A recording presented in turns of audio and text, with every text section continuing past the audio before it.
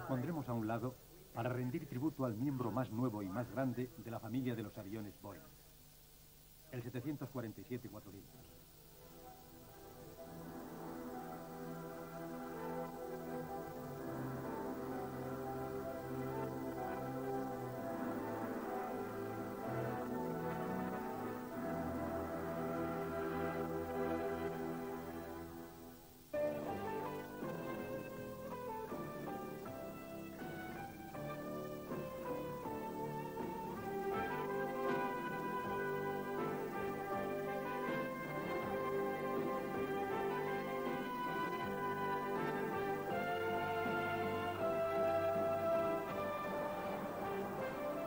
Alcanzar el cielo. Rivales sobre el Atlántico.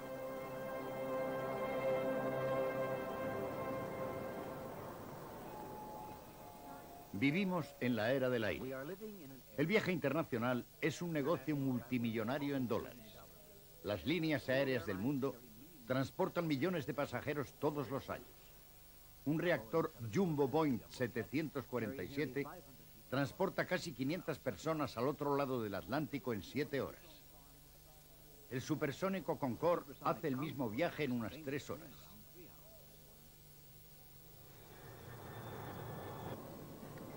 La rivalidad entre las líneas aéreas por ganarse a los pasajeros es feroz. Pero detrás del escenario, la rivalidad es aún más intensa entre los constructores de aviones. Ellos se juegan algo más que dinero.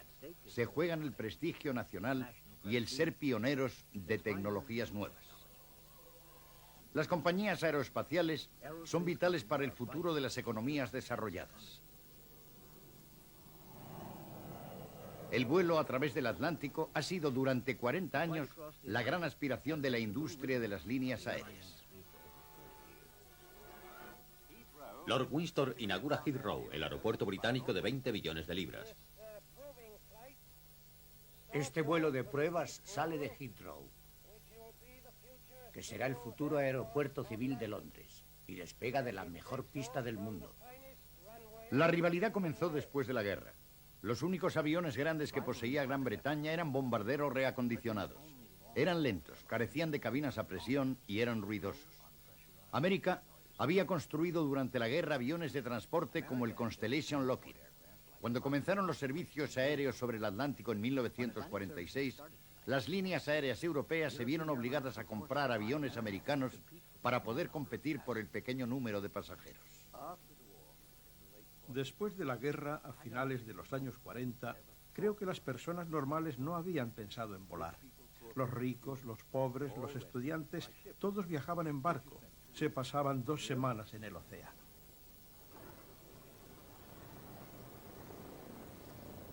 El más grande y lujoso de los aviones americanos de motor de pistones era el Boeing Stratocruiser.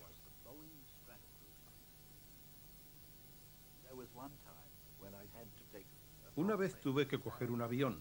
Miré el récord de seguridad de las líneas aéreas y el mejor con mucho era el de la Lufthansa. Así que salimos en uno de esa línea a las 5 de la tarde. Todo fue espléndido hasta que al anochecer se paró un motor de estribor. Llegó la azafata y me dijo lo que había ocurrido. Entonces se apagaron las luces y yo dije, perfecto, podemos aterrizar en las Azores o donde sea. Al poco volvió y me dijo que se había parado también uno de babor y que no teníamos ninguna posibilidad de llegar a ninguna parte. Así que volvimos a Ganta. La mayor parte de los pasajeros de la era del motor de pistones eran ricos u hombres de negocios. Esperaban un alto estándar de servicio a bordo y el personal tenía que ser cuidadosamente seleccionado. Una pregunta que siempre te hacían es si habías actuado en grupos amateurs de teatro, lo que era una prueba para ver si te asustaba estar enfrente de la gente. Los británicos, recuerdo, competían con los americanos en aquellos primeros tiempos. Así que te entrenaban para ofrecer el mejor servicio que podías, particularmente en lo referente a la comida. El bar era muy popular, el lugar de reunión. Y no todo el mundo quería bajar por si había muchos hombres que hablaran de sus cosas o una fiesta rara. Las damas ancianas que querían un gin tonic preferían que se los subiéramos. Así que las auxiliares de vuelo teníamos que ir a buscar las bebidas, escaleras arriba y abajo. Creo que algunas personas pensaban que era peligroso y estaban asustadas. A mi madre la invitaron a cenar durante años porque su hija era una azafata que volaba a través del Atlántico y todo el mundo le decía lo valiente que era yo.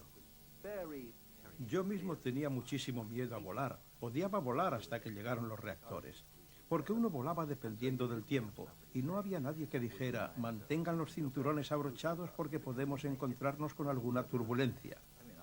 Una vez crucé el Atlántico en medio de una turbulencia que duró 10 horas, ¿sabe? Cruzar el Atlántico en aquellos gigantes llevaba de 14 a 18 horas.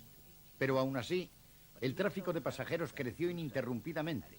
Y puesto que Europa seguía sin tener aviones comparables, Lockheed, Douglas y Boeing vendieron cientos de aviones de propulsión en todo el mundo. Pero en un aspecto de la aviación, Gran Bretaña seguía siendo el primer país del mundo a finales de los 40, en el del motor a reacción. En 1948, el piloto de pruebas de de Havilland, John Conigan, estableció un nuevo récord de altura en un caza a reacción. Alcanzó casi los 1.800 metros de altura por encima de las turbulencias de la atmósfera. Para intentar arrebatar a América el dominio, Gran Bretaña decidió dar un valiente paso tecnológico. La compañía de Havilland construyó el primer avión de pasajeros del mundo con motor a reacción. Se llamaría el Comet. Los motores a reacción ofrecieron a los pasajeros unos vuelos más cómodos. Cuanto más alto volaban, más eficaces resultaban. Lo contrario de lo que sucedía con los motores de pistones. Un avión de pasajeros provisto de un motor a reacción podía volar por encima del mal tiempo. El prototipo estuvo listo para realizar su primer vuelo en 1949. Frank Whittle, el inventor del motor a reacción, estaba allí. El piloto de pruebas iba a ser John Conigan. Yo piloté el primer vuelo en Hatfield y funcionó muy bien. Era un avión muy agradable, con una línea muy elegante. Como piloto, daba gloria volarlo.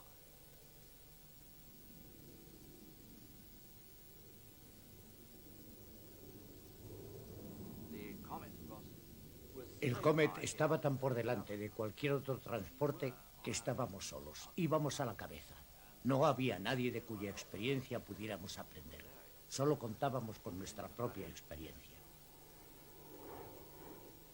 El primer reactor del mundo que transportaba pasajeros comenzó a operar en mayo de 1952, haciendo el recorrido Johannesburgo en etapas.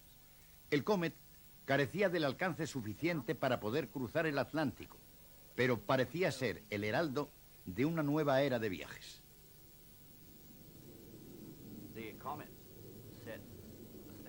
El Comet estableció una norma. En 1949, los pasajeros podían volar a una velocidad 2 veces superior a la del mejor avión de transporte, que era el Lockheed Constellation, y a una altitud más del doble, en condiciones de mucha suavidad. Podían llevar pasajeros o ir desde aquí a Johannesburgo en menos de la mitad del tiempo que necesitaba cualquier transporte de propulsión. Habría un maravilloso campo de viajes tranquilos y cómodos.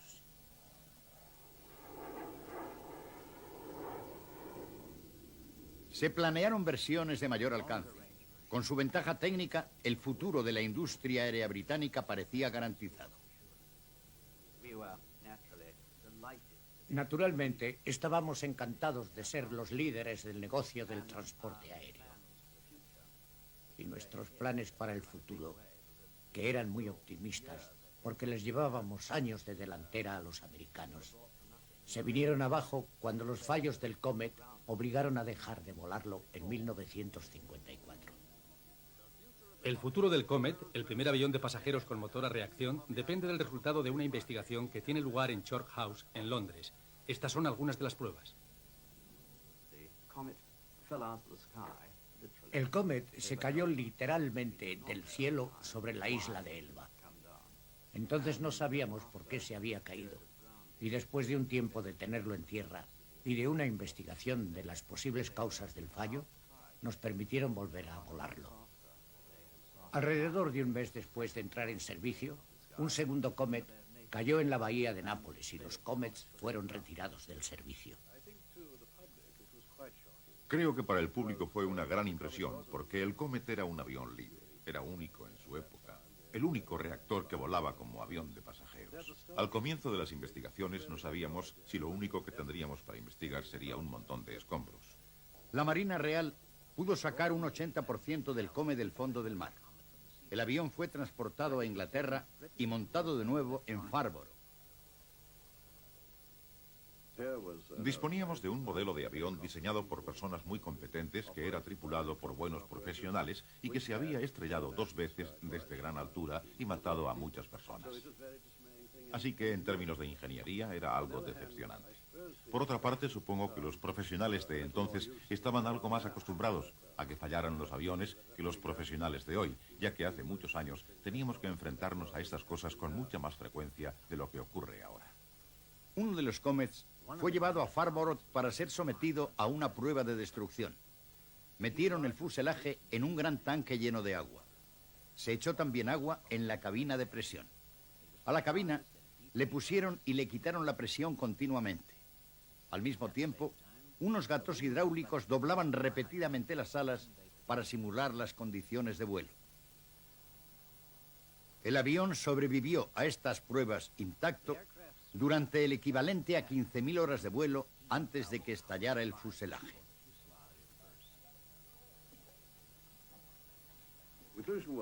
La conclusión fue que el accidente había sido causado por una ruptura en la cabina de presión, que a su vez había sido causada por un fallo debido a la fatiga del metal cercano a la esquina de una ventanilla. Ese fallo se había extendido muy rápidamente a lo largo de la cabina y había ocasionado una descompresión explosiva que causó la explosión del aeroplano. Estábamos muy interesados en ver si podíamos sacar esa parte del avión real del fondo del mar para comprobar esa teoría. Por lo tanto, hicimos algunos modelos para romperlos. Los rompimos en el aire del modo en que pensábamos se había roto el avión y llevamos a cabo experimentos para ver dónde caían las partes del modelo. De esta manera fuimos capaces de decirle a la Marina dónde tenían que buscar la parte que nos interesaba y en 1 hora o 2 de búsqueda la habían encontrado. La llevamos de vuelta al laboratorio rápidamente. La pusimos bajo un microscopio y allí estaba lo que el fiscal general del juzgado de investigación llamó la huella de la fatiga.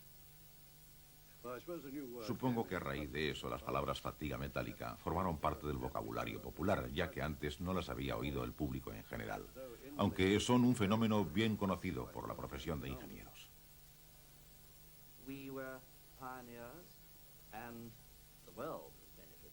Éramos pioneros y el mundo se benefició de nuestros errores.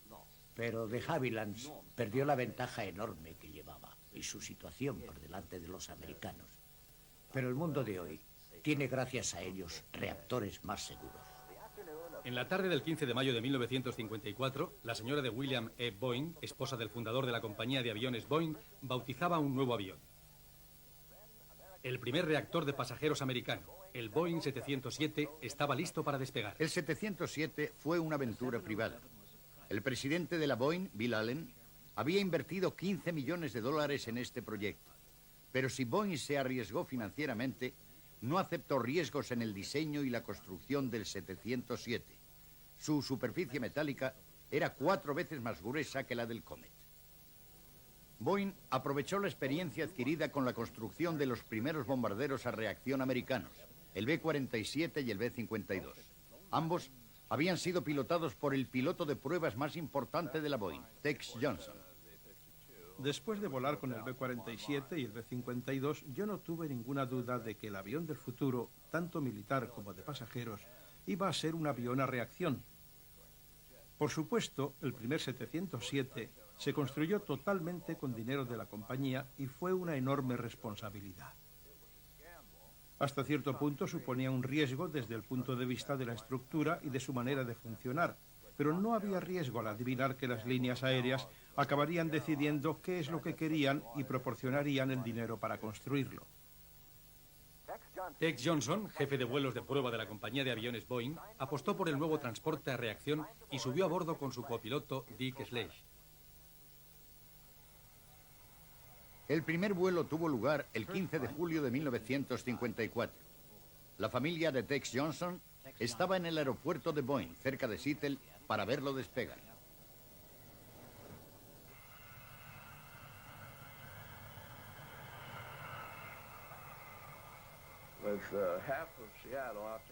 Con medio Seattle allí mirándote y toda la industria, los constructores, los directivos de las líneas aéreas, la competencia, todos, a uno le pasaban muchas cosas por la cabeza.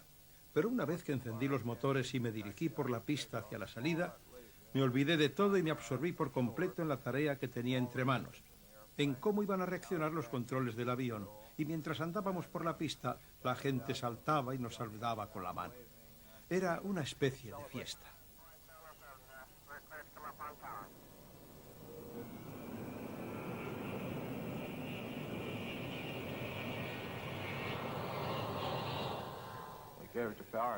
Encendimos los motores y despegamos. La velocidad iba aumentando. Yo seguía apuntando el morro hacia arriba y volábamos muy ligeros, relativamente ligeros, claro. Subíamos ininterrumpidamente y mi copiloto Dick Slace dijo: «Chico, ¿esto va a seguir subiendo siempre?». Y cuando aterricé, los ingenieros me dijeron: «Pensamos que algo iba mal en el sistema de controles, el avión subía tan empinado», y lo único que yo hice fue mantener la mejor velocidad de ascenso posible. Hemos ascendido a 9.200 metros. Todas las operaciones de motor son normales. La presión hidráulica es normal. El avión funciona bien.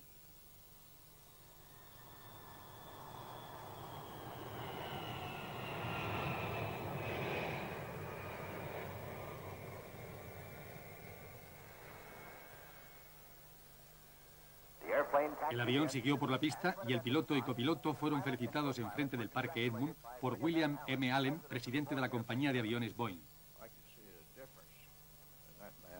A mí me resultaba fácil apreciar el cambio que se había producido en ese hombre, porque antes de subir a bordo para el vuelo inicial, me estrechó la mano y parecía que llevaba un enorme peso en la espalda, un peso mental, económico.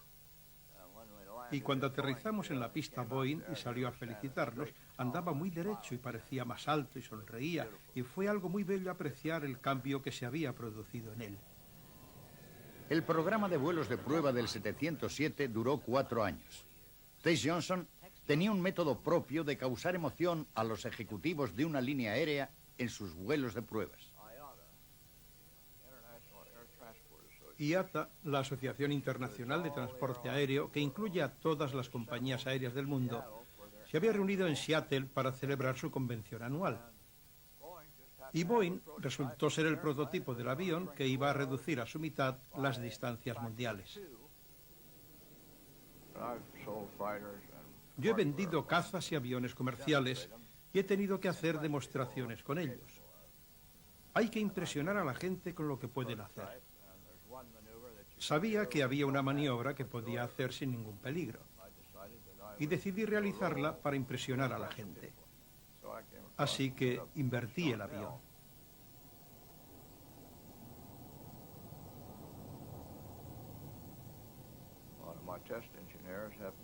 Uno de mis ingenieros de pruebas llevaba una cámara y sacó una foto que hoy es famosa, con el avión boca abajo, los motores encima del ala y el lago Washington debajo. El lunes por la mañana me pidieron que me presentara en la oficina del señor Allen y este me preguntó qué es lo que creía que estaba haciendo. Y yo le dije que estaba vendiendo aviones y le expliqué que se trataba de una maniobra G, que es absolutamente inofensiva, pero muy impresionante. Y su comentario fue: «Tú lo sabes y ahora nosotros lo sabemos también, pero no vuelvas a hacerlo». Así fue.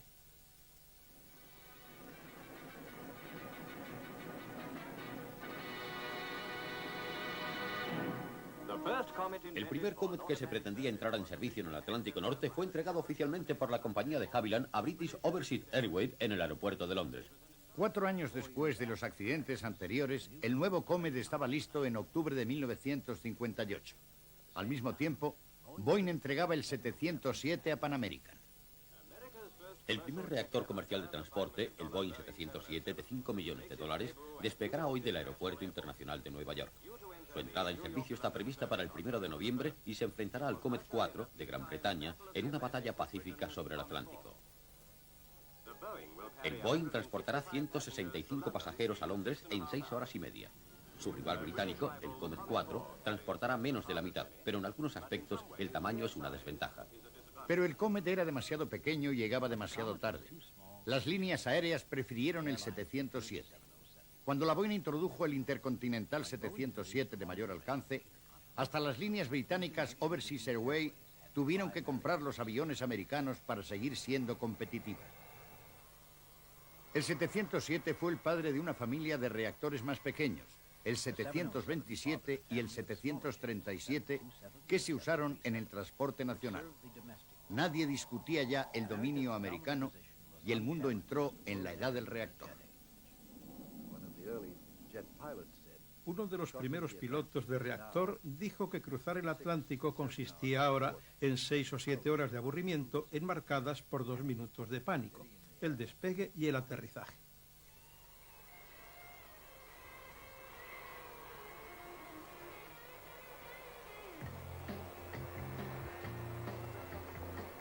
Volar seguía siendo un modo de viajar bastante exclusivo.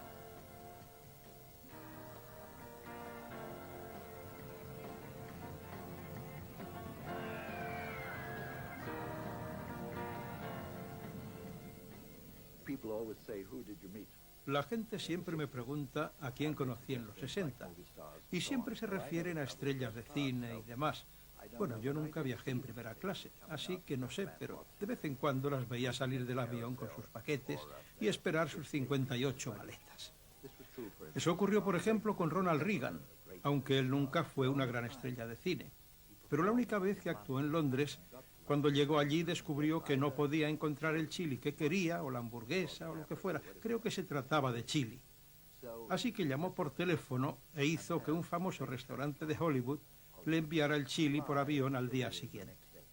Para los actores esto era una cuestión de estatus. Por supuesto era una molestia para todos los demás, pero entre ellos era cuestión de estatus. Volar no estaba todavía al alcance de los bolsillos de la mayoría de la gente, pero la Boeing estaba ya trabajando en un avión nuevo que cambiaría eso.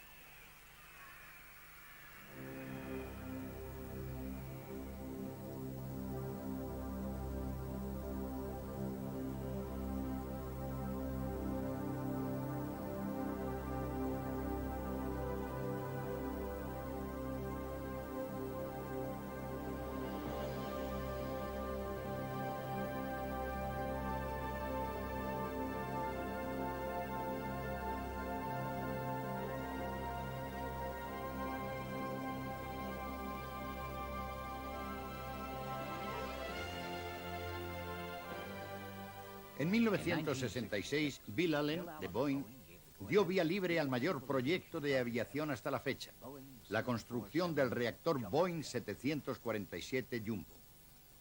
Posteriormente, ese mismo año, Juan Tripp, el visionario jefe de Pan American Airways, encargó 25 aviones de esos. El 747 fue una visión compartida por 2 hombres, Bill Allen y Juan Tripp, que querían terminar sus carreras haciendo algo que dejara anticuado todo lo demás. Fue una decisión muy valiente, mucho más valiente de lo que ellos llegaron a comprender a causa del significado económico del proyecto. Y tuvimos que construir una nueva factoría además de un nuevo avión. Cuando Bill Allen tomó la decisión, hipotecó la compañía. Así que si el programa hubiera fallado, la compañía Boeing habría desaparecido. Para construir un avión semejante, Boeing se apoyó en su larga experiencia. Fue un logro tecnológico impresionante, pero el verdadero riesgo estaba en su enorme tamaño. Iba a revolucionar el transporte aéreo, pero solo si la gente volaba en número suficiente para hacer que resultara beneficioso. Allen puso a sus ingenieros un objetivo casi imposible: conseguir que el 747 estuviera volando en 2 años y medio. El primer 747 salía de la fábrica casi a tiempo, para alegría de Bill Allen. Las líneas aéreas más importantes del mundo estaban allí para felicitar a la Boeing y para ver por sí mismas el avión que abriría la era del vuelo de masas a través del Atlántico y alrededor del mundo. El primer vuelo tuvo lugar solo unas cuantas semanas después. En febrero de 1969, el piloto de pruebas Jack Waddell subía a bordo del 747. Mi hijo andaba a mi lado con un paracaídas y Bill Allen al otro y me dijo: Jack, espero que comprendas que el futuro de la compañía Boeing está hoy en tus manos. El plan del primer vuelo era muy ambicioso. Teníamos que volar durante 3 o 4 horas y hacer todo tipo de cosas. El clima no era muy bueno y yo estaba ansioso por despegar. Despegamos, dimos una vuelta al aeropuerto por razones fotográficas y luego volamos hacia el oeste donde el tiempo era mejor. Básicamente nos limitamos a aprender cómo pilotar el avión.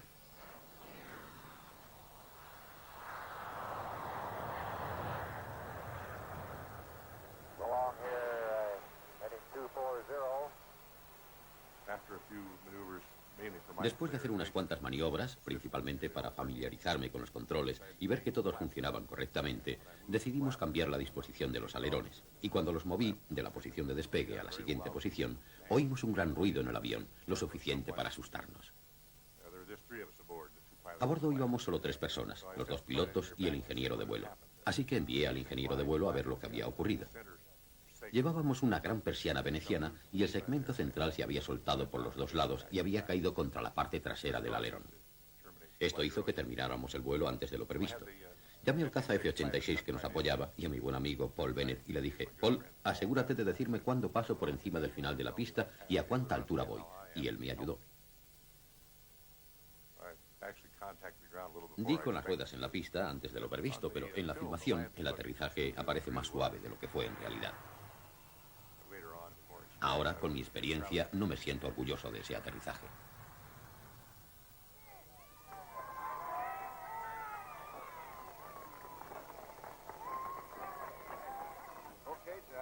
Jack, la primera pregunta es, ¿cuál es tu impresión?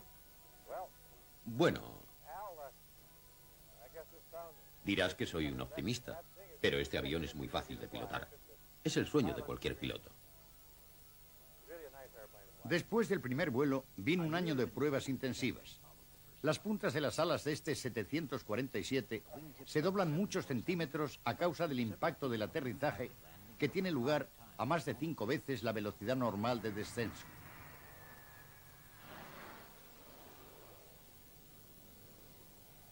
Aquí, el piloto de pruebas despega deliberadamente en un ángulo demasiado abierto, colocando la cola del jumbo en contacto con la pista. La cola está protegida con un patín de madera.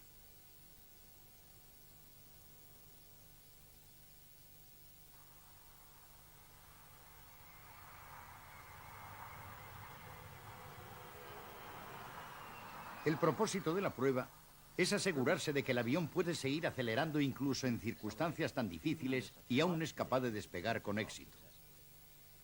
Es igual de importante saber que un jumbo completamente cargado, que pesa más de 300 toneladas, puede pararse repentinamente en la pista si el motor pierde potencia a la velocidad de despegue.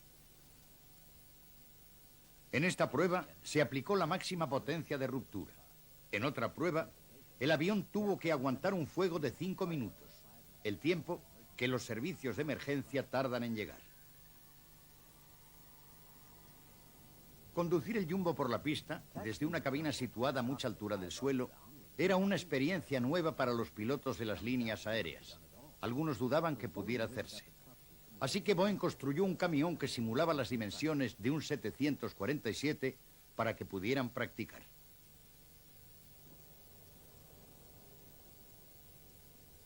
Ninguna gran línea aérea podía permitirse carecer del jumbo. Cuando hubo pasado todas las pruebas que lo convirtieron en avión de pasajeros, al final de 1969, había ya casi 200 pedidos. Un nuevo jumbo salía de la línea de producción cada 5 días. Bill Allen estaba recogiendo los frutos de su riesgo.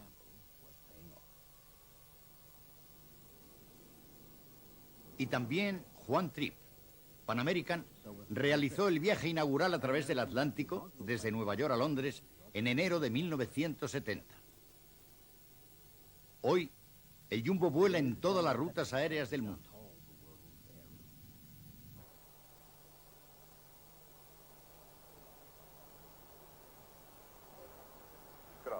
Buenas tardes. Les habla el capitán Mike Wakeford.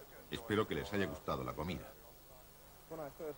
Cuando comencé a trabajar como piloto comercial, después de dejar la Fuerza Aérea en 1956, teníamos una tripulación de 5 hombres. Teníamos pilotos, ingenieros, navegantes, oficiales de radio, y ahora todo parece muy relativo en lo que respecta al 747. El avión se ha hecho mucho más grande, mientras que la cabina y la tripulación de vuelo se han reducido mucho.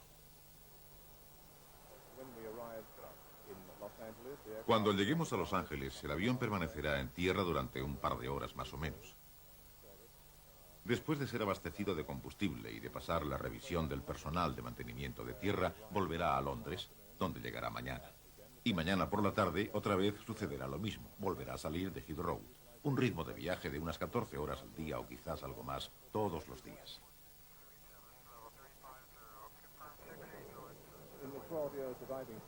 En los 12 años que llevo pilotando este avión, solo ha habido 2 ocasiones en las que haya tenido que apagar un motor.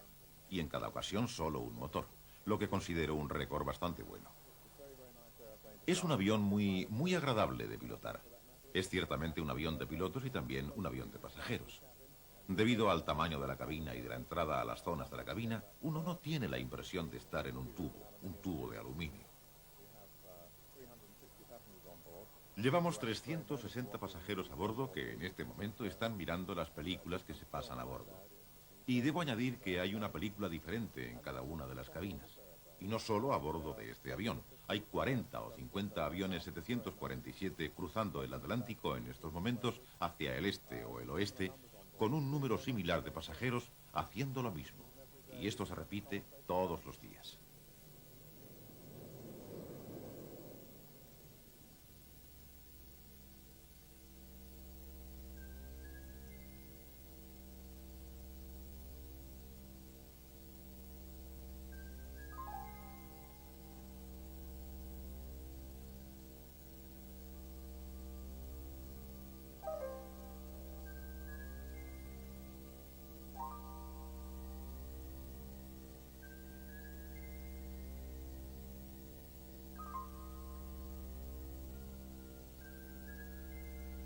En la batalla por ganar pasajeros en el Atlántico, los constructores europeos eligieron un camino diferente. En vez del tamaño, decidieron que lo esencial en el viaje aéreo era la velocidad. Para poder volver a competir con los americanos, Gran Bretaña y Francia decidieron apostar por nuevas tecnologías, capaces de construir un avión de transporte supersónico, el Concorde. Fue algo muy radical. Era preciso mirar cada parte del avión de un modo muy diferente. Podíamos empezar con sistemas que eran bastante convencionales, pero teníamos que conseguir que funcionaran bien en condiciones de altas temperaturas, altas velocidades y grandes altitudes. La válvula del motor fue una parte importante del desarrollo del programa del Concorde. Porque, en términos sencillos, el motor no puede recibir aire supersónico. Ha sido diseñado para trabajar recibiendo aire subsónico. Así que, incluso cuando el Concorde va a una velocidad de 2 Mach, tiene que encontrar algún modo de disminuir la velocidad del aire para que éste penetre en el motor a la mitad de la velocidad del sonido. Pero tienes que hacerlo de un modo eficaz, si no el consumo de combustible sería terrible. Para desarrollar los motores del Concorde y la toma de aire, colocaron un motor en la nave de bombas de un bombardero Vulcan. La forma del ala del Concorde fue otra frontera técnica que hubo que explorar. Gran Bretaña había llevado a cabo muchas investigaciones sobre las propiedades del ala delta en aviones especialmente construidos para ello. Para el Concorde se eligió un ala delta. Tenía que tener la forma correcta para poder volar a 2 veces la velocidad del sonido en la estratosfera y luego poder mantenerse cerca del suelo a una velocidad de aterrizaje normal. Aprendieron más datos sobre las alas mediante experimentos en túneles de viento en Gran Bretaña y Francia. El gran paso adelante en lo referente a las alas fue encontrar una forma que nos diera una combinación de características de aterrizaje bastante aceptables y gran eficacia supersónica. Y la forma del ala, tanto en su forma de planeo como en su borde, es un gran paso adelante. Nos enfrentábamos a una nueva forma de vuelo que nadie había experimentado con aviones civiles, e incluso la experiencia con aviones militares era bastante limitada. Así que tuvimos que probar que el avión estaría seguro a gran altitud, a una velocidad enorme y a temperaturas muy altas. Teníamos que probar que el material podría soportar la carga, que el sistema mantendría la cabina fría y usamos combustible para mantener la cabina de pasajeros fría. El calor del interior de la cabina va a parar al combustible, lo calienta pero mantiene la cabina fría. Lo bastante fría para que resulte tan cómoda como cualquier cabina de otro avión. El morro caído del Concorde fue otra gran novedad. El coste de desarrollo de estas nuevas tecnologías fue muy alto. Los gobiernos francés y británico lo compartieron a partes iguales. Al principio intentamos convencer a América de que se uniera a nosotros, pero no querían. Solo les interesaba alcanzar una velocidad de 3 Mach. Por extraño que parezca, la velocidad del avión viene limitada por los materiales empleados en la construcción. Las aleaciones ligeras se deterioran al aumentar la temperatura, y a una temperatura de 120 grados se produce el límite permisible de deterioro de la vida de un avión. A 120 grados de temperatura corresponde una velocidad de 2 Mach, y esa era la máxima velocidad a la que podría volar el avión. Nunca comprendimos por qué los americanos querían alcanzar los 3 Mach. Era demasiado difícil. Construir un Concorde en 2 países que hablan 2 lenguas diferentes fue bastante difícil. Tanto Francia como Gran Bretaña poseían líneas de montaje, y las partes tuvieron que ser transportadas de una factoría a otra en un avión extraordinario, el Super Guppy, un Stratocruiser Boeing reacondicionado.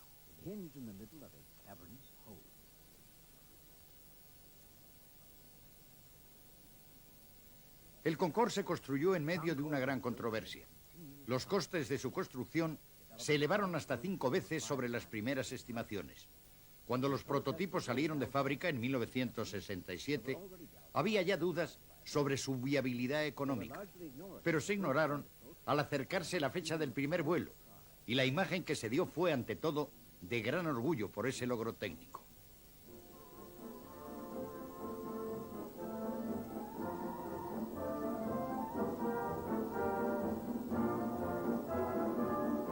Las líneas aéreas del mundo demostraron un gran interés. Una vez más, parecía que tendrían que comprar Concordes y volar supersónicamente para competir por los pasajeros más ricos del Atlántico. Detrás del trabajo de relaciones públicas, los pilotos de pruebas británicos y franceses se preparaban en simuladores para su primer vuelo.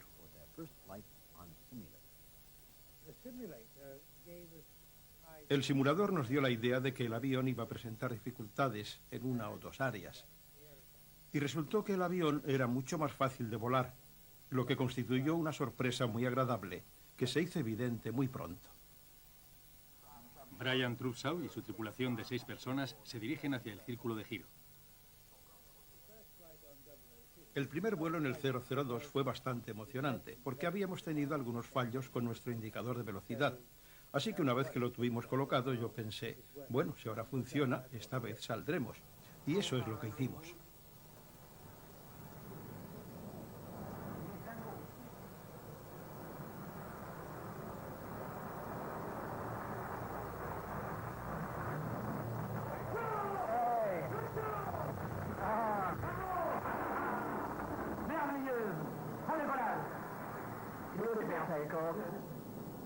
Climbing steeply, reheat still on, I can see. 2,000 feet, plans to cut reheat. El prototipo francés 001 había volado un mes antes. El primer vuelo del 002 duró unos 40 minutos.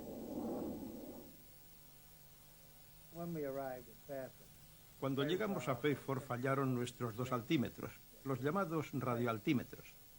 Así que tuvimos que realizar el primer aterrizaje sin la ayuda de este sistema de información de altura tan preciso. Pero todo salió bien. Creo que llegamos con un segundo de antelación, pero no se dañó nada. Pasaron 5 años antes de que el Concorde estuviera listo para transportar pasajeros. Solo Air France y British Airways encargaron el avión. En 1973, el gran aumento del precio del petróleo volvió a suscitar las dudas sobre su viabilidad económica. Y entonces le prohibieron operar en la ruta para la que había sido construido, el Atlántico. Esa abominación no aterrizará nunca en el aeropuerto Kennedy. El edificio se tambaleó. Yo me tapé los oídos. Temíamos un choque sobre nuestras cabezas. Si los franceses y los británicos han cometido un error con este avión, lo sentimos por ellos. Pero no queremos y no deberíamos vernos obligados a vivir bajo estas condiciones en las rutas de vuelo hacia el aeropuerto Kennedy.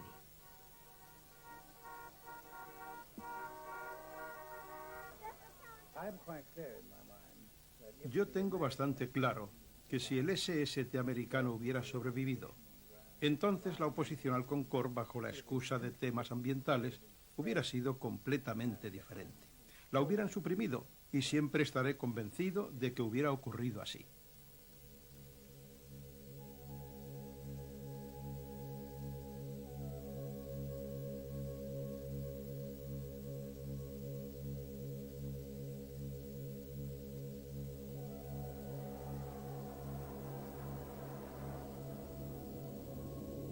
Solo Gran Bretaña y Francia compraron el Concorde. Se construyeron 16 aviones. Los primeros servicios supersónicos empezaron en 1976 con destino a Sudamérica y a Oriente Medio. Al año siguiente, las autoridades americanas le permitían aterrizar en los Estados Unidos y el Concorde empezó a transportar pasajeros a través del Atlántico. El Concorde no tiene rival en lo referente a velocidad. Transporta pasajeros sobre el Atlántico tan rápido como una bala. Pero posee una cualidad más rara, su capacidad de sugestionar. Después de años volando, aún se vuelven las cabezas cuando vuela y la gente se siente conmovida por su gracia y su belleza.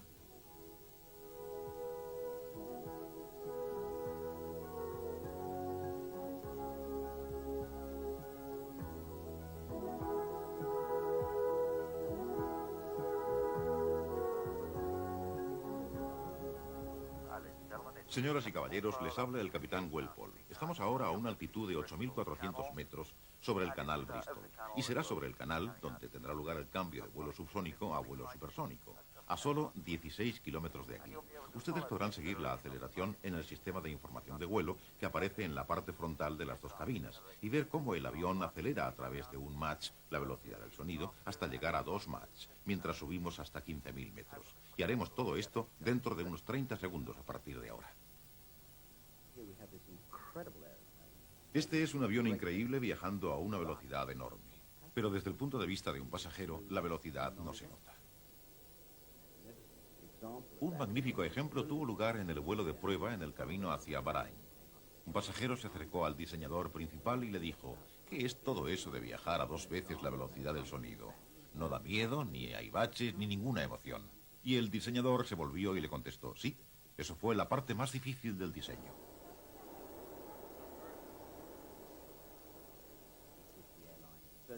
En primer lugar, la línea aérea tiene en él un producto único y en segundo lugar, atrae a unos pasajeros de alto nivel. Nuestros primeros clientes son personas del mundo de los negocios y eso debe ser bueno para la línea aérea.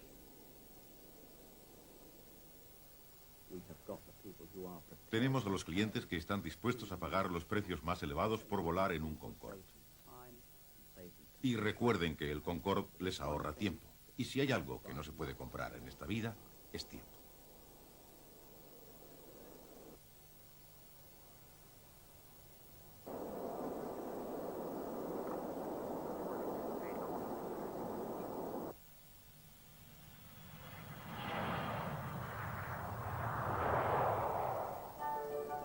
El Concorde nunca ha representado una amenaza para el dominio de los constructores americanos en la producción de grandes aviones.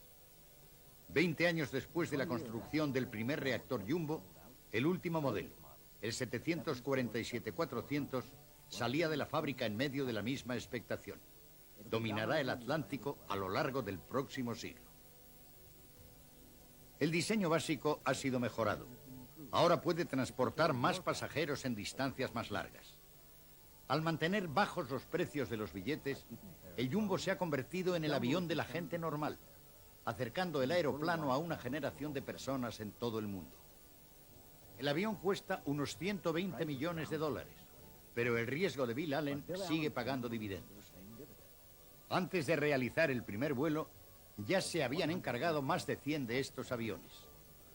Pero pueden apreciarse ya las primeras señales de un reto europeo al dominio americano. Es un gran placer para mí pulsar este botón rojo, aunque me parece un poco peligroso.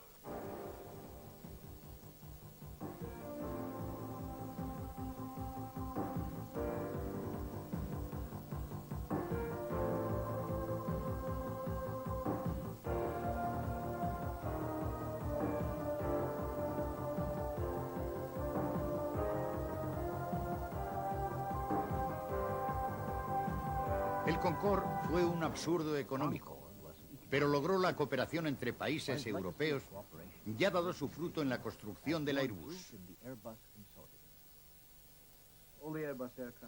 Todos los aeroplanos de Airbus están hechos en colaboración, lo que quiere decir que todas las piezas proceden de los 4 socios. Hacemos, por ejemplo, las alas en Gran Bretaña. Los alemanes hacen el fuselaje, los franceses la cubierta de vuelo y los españoles la cola, y lo montamos todo en Toulouse.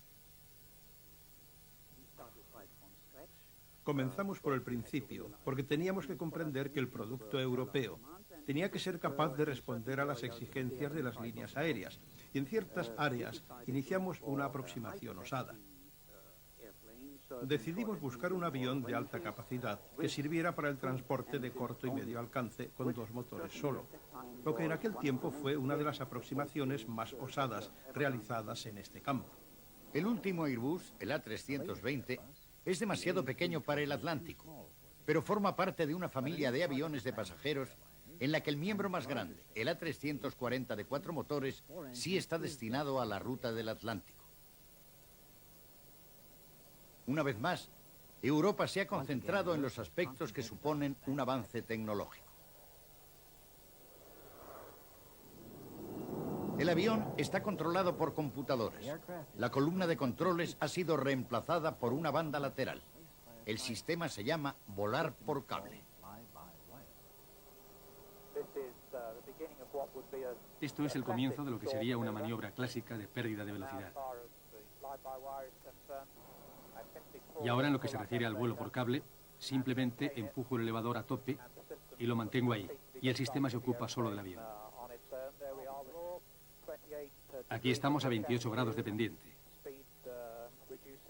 La velocidad bajando hasta 160 kilómetros por hora. El ángulo de ataque se estabiliza a 17 grados. Esto avisa que la pérdida de velocidad se ha cortado por el momento y que el avión va a estabilizarse ahora y tenemos una altitud estable, una pendiente estable. La velocidad es de 160 kilómetros por hora. Pueden verlo moverse muy ligeramente al ocuparse el sistema de las pequeñas turbulencias que tenemos a los 3.000 metros.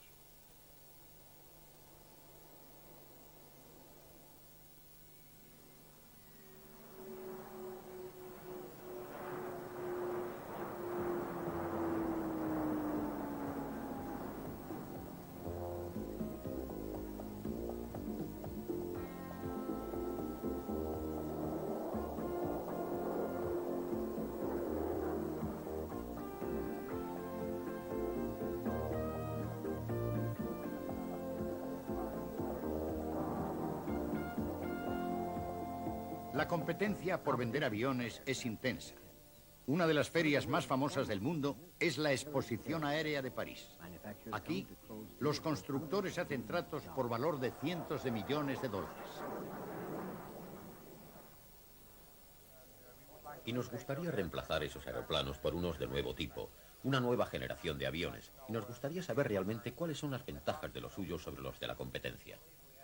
Creemos que tenemos ventajas muy significativas sobre los de la competencia.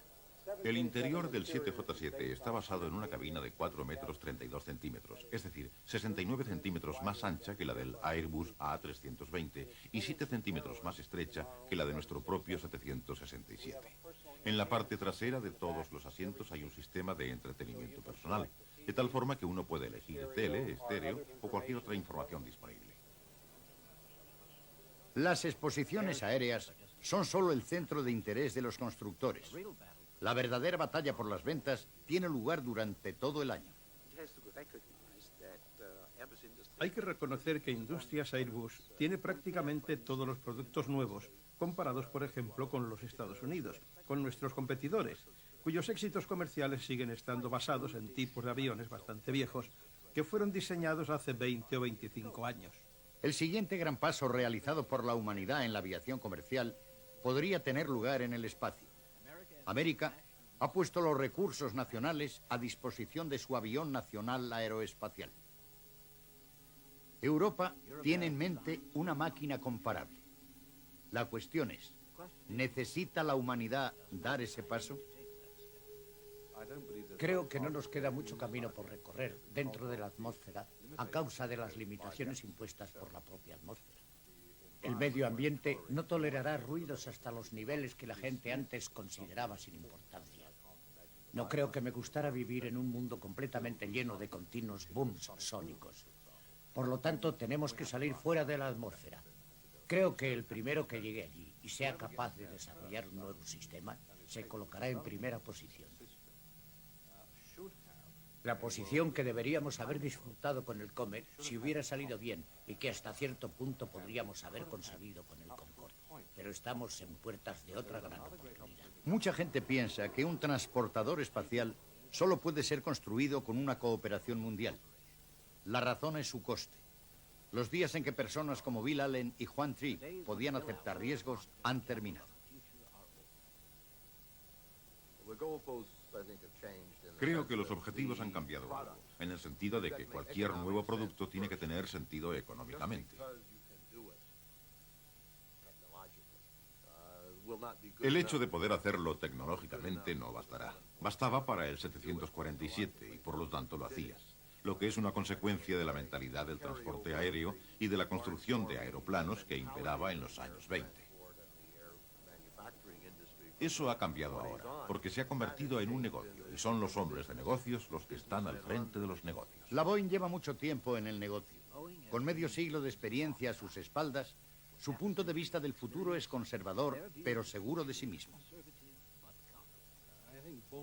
Yo creo que la Boeing tiene más tecnología que Airbus, pero no le dan publicidad. El vuelo por cable se ha exagerado mucho en cuanto a los beneficios económicos que puedes sacar. Y nadie va a comprar un avión solo porque lleva un sistema de vuelo por cable y otro no lo lleva.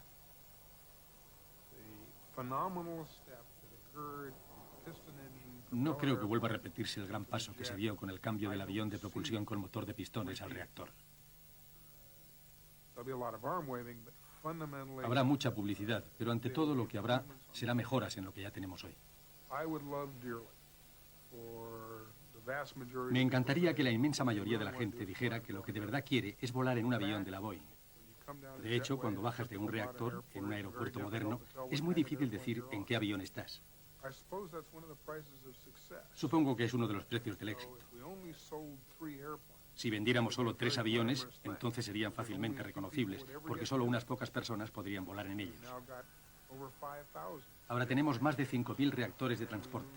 Y transportamos millones y millones de personas, y eso hace que desaparezca parte del atractivo, porque todo el mundo vuela en algunos de ellos.